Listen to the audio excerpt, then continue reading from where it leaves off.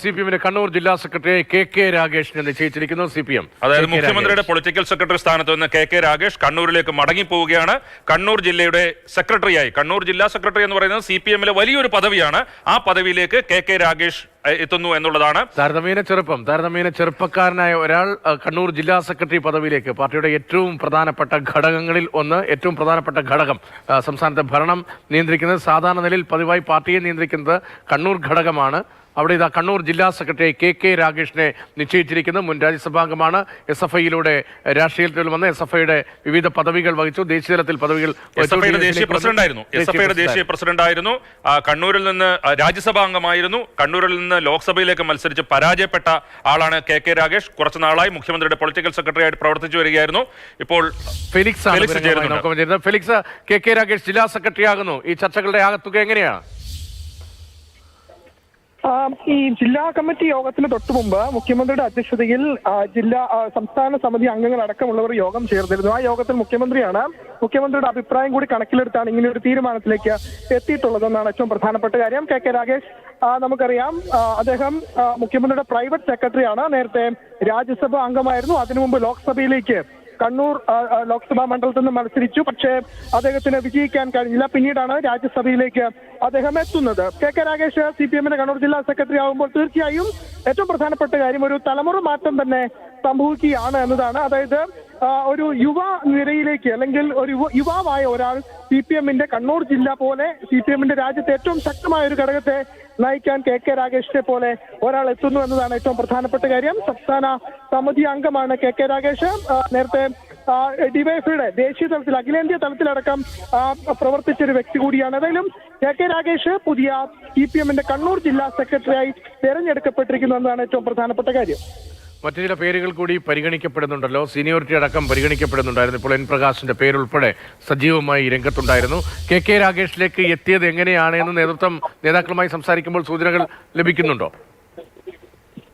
ഏറ്റവും പ്രധാനപ്പെട്ട കാര്യം, കെ രാഗേഷിന്റെ പേരിനൊപ്പം TV രാജേഷിന്റെ പേരുണ്ടായിരുന്നു, പ്രകാശിന്റെ പേരുണ്ടായിരുന്നു, പനോളി വത്സന്റെ പേരിനൊപ്പം TV രാജേഷിന്റെ പേരുണ്ടായിരുന്നു, പ്രകാശിന്റെ പേരുണ്ടായിരുന്നു, പനോളി വത്സന്റെ പേരുണ്ടായിരുന്നു, ചന്ദ്രന്റെ പേരുണ്ടായിരുന്നു. ഒപ്പം ഏറ്റവും പ്രധാനപ്പെട്ട കാര്യം, ഇതിൽ മുഖ്യമന്ത്രി സ്വീകരിച്ചൊരു നിലപാട് കൂടിയാണ്.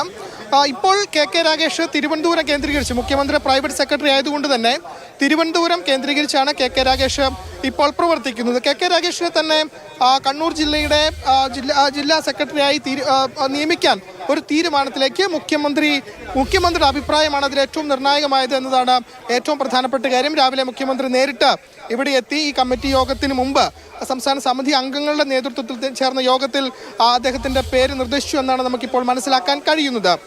ഏതായാലും കെ രാഗേഷ് വരുമ്പോൾ, കെ രാഗേഷാണ് TV രാജേഷിനേക്കാൾ സീനിയർ. അപ്പോൾ അതുകൊണ്ട് കെ രാഗേഷിന്റെ പേരിന് തന്നെ കൂടുതൽ മുൻതൂക്കം ലഭിക്കുകയും അങ്ങനെ കെ രാഗേഷിന്റെ പേരിലേക്ക് ഏറ്റവും ഒടുവിൽ ആ തീരുമാനം എത്തുകയും ചെയ്തു എന്നതാണ്.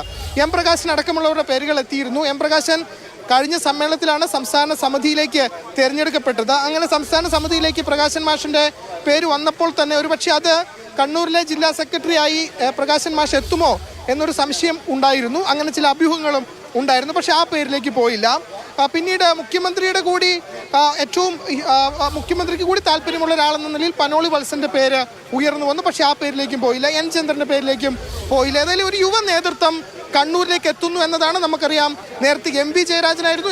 ജയരാജൻ സംസ്ഥാന സെക്രട്ടേറിയറ്റിലേക്ക് തെരഞ്ഞെടുക്കപ്പെട്ടതോടുകൂടിയാണ് പുതിയൊരു സംസ്ഥാന ജില്ലാ സെക്രട്ടറിയെ തെരഞ്ഞെടുക്കാൻ ഒരു അനിവാര്യതയിലേക്ക് പോയത്. ജയരാജന് മുൻപ് നമുക്കറിയാം ജയരാജനായിരുന്നു.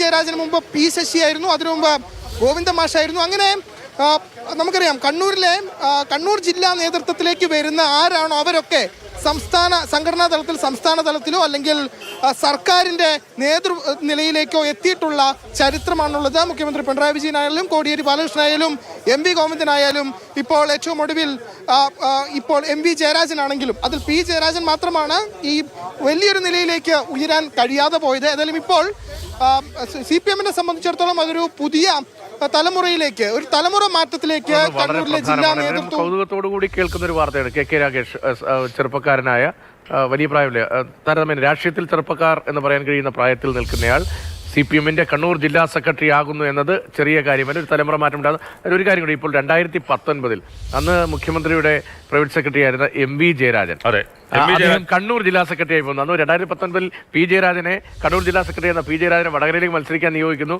MV ജയരാജൻ തിരികെ കണ്ണൂർ ജില്ലാ സെക്രട്ടറി ആയിരുന്നു. ഇപ്പോഴത്തെ മറ്റൊരു പ്രൈവറ്റ് സെക്രട്ടറി കണ്ണൂരിലെ ജില്ലാ സെക്രട്ടറി ആവുകയാണ്. അത് മാത്രമല്ല, MV ജയരാജൻ ഒഴിഞ്ഞ ജില്ലാ സെക്രട്ടറി പദവിയിലേക്ക് KK രാഗേഷ് പോകുന്നു. പ്രൈവറ്റ് സെക്രട്ടറി പദത്തിൽ നിന്ന് KK രാഗേഷ് തിരികെ പോകുന്നു. അവിടെ നേരത്തെ പ്രൈവറ്റ് സെക്രട്ടറി ആയിരുന്ന MV ജയരാജൻ അതായത് വഹിച്ച പദവിയിലേക്കാണ് ഇപ്പോൾ KK രാഗേഷ് എത്തുന്നത് എന്നുള്ളതും പ്രത്യേകതയാണ്. കണ്ണൂരിൽ ഇത്തരത്തിലുള്ള മാറ്റമറിച്ചിലുകൾ ഒരുപാട് നടക്കുന്നുണ്ട്.